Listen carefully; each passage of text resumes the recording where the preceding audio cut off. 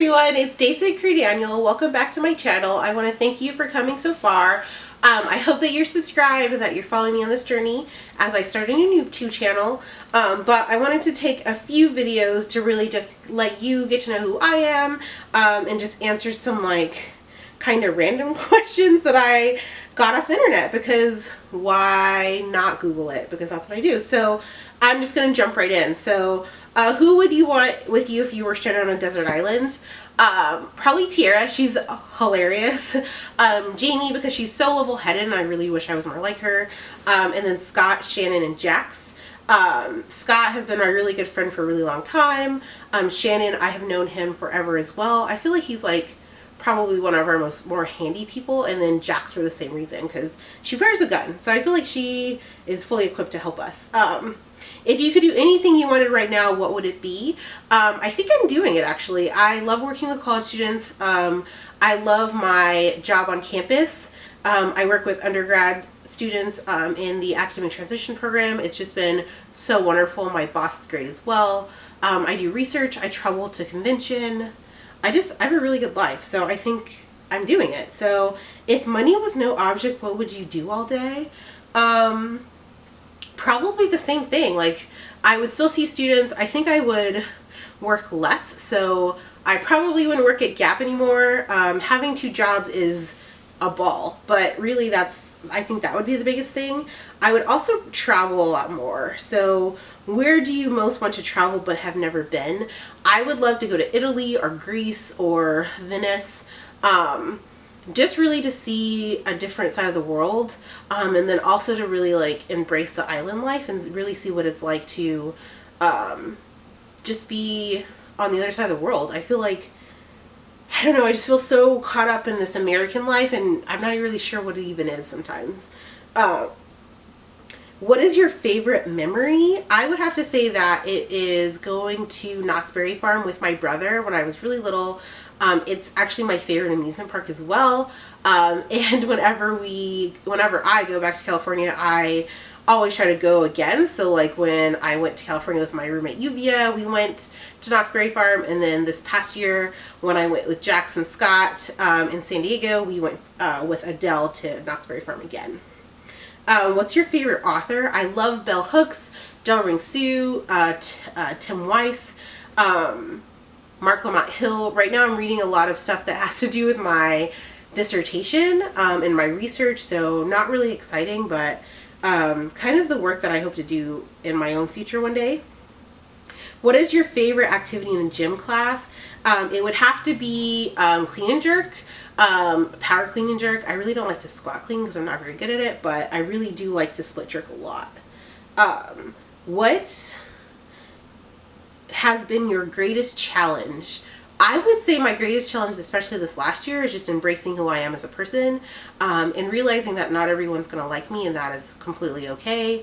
But that even though they may not like me, just embracing who I am and what I want to do with my life, and kind of where I'm going, and that I know that my heart is still really good, and I care a lot about people. And so I think that people criticize me for several reasons, and realizing that their criticism sometimes has more to do with them than me, which has probably been the greatest challenge in learning this year.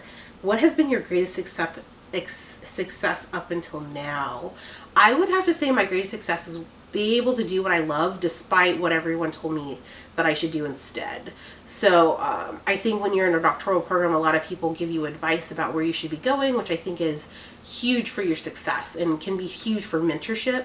But realizing that not everyone who feels like they know what is best for you is actually what is best for you. So my greatest success is continuing to do what I love despite that people told me that it wasn't valid or that I shouldn't do it. University or life experience, which do you feel best prepares you? I would say both. I think it 100% depends on who you are as a person, and really what you hope to accomplish. For me, I thought that life experience is exactly what I wanted, and I left college, and God kind of turned me around and sent me back to university, and I am in a doctoral program now. So I think that it really just depends on what your journey is and kind of what your career outlook is. I never thought today that I would be in academia, and I can't imagine myself anywhere else now. What is your perfect day look like? It's probably this right here. Hanging out in my apartment, just relaxing, talking to you guys, but really just having a really nice day. I have class later today, so it's not the perfect day because I still have to go to school, but you know, we're getting there. What is one thing you should be taught in school that isn't already? I really think that we should teach in school how the world is changing and how diversified everything is today, and how important it is to be able to adapt to different experiences. I'm not sure if that can be taught, but I see so many people, including myself, who struggle with change and like how to adapt to new experiences and new environments because you are out of your comfort zone. And you know, if you spent 5 minutes a day getting really uncomfortable with your life and with your surroundings, it would just change everything. Completely change everything. You would be able to just meet people and just get along with who they are and all the differences that they have, regardless of if they have anything in common with you. If you were to create a piece of art, what would the subject be? I would be doing this 100%. I really hope to bring to you new people that I meet every day, people that I get to hang out with at a convention and at conferences. I know fantastic scholars and professionals throughout life, and I really just hope to share that through these YouTube videos and really give you a good idea of what it's like to be either a counselor, a psychologist, or social worker, or an artist, just a person. I just meet so many cool people. It's just, yeah, my life is awesome. What one thing you would change if you had to do it over? Nothing. There isn't a single thing in my life that I would change right now, not because I don't think things could be better, but because I'm so blessed to have what I have today. And Dr. Phillimore wrote on her Twitter feed, you know, if you realized, like, when you look at someone else's life and you think that they have all the things you don't have, you may soon realize that they don't have what you have. And so I completely agree. I don't know if that made sense, but she's fantastic. What if you could go back in time, what year would you travel to? I totally wouldn't go back in time. I'm 100% a person who lives in the future, not the future. Yeah, I live in the present and I think about the future of possibilities. So I think it's important to know your past and know where you came from, and know importance in our history. But I think everything you want to accomplish, you can do right now.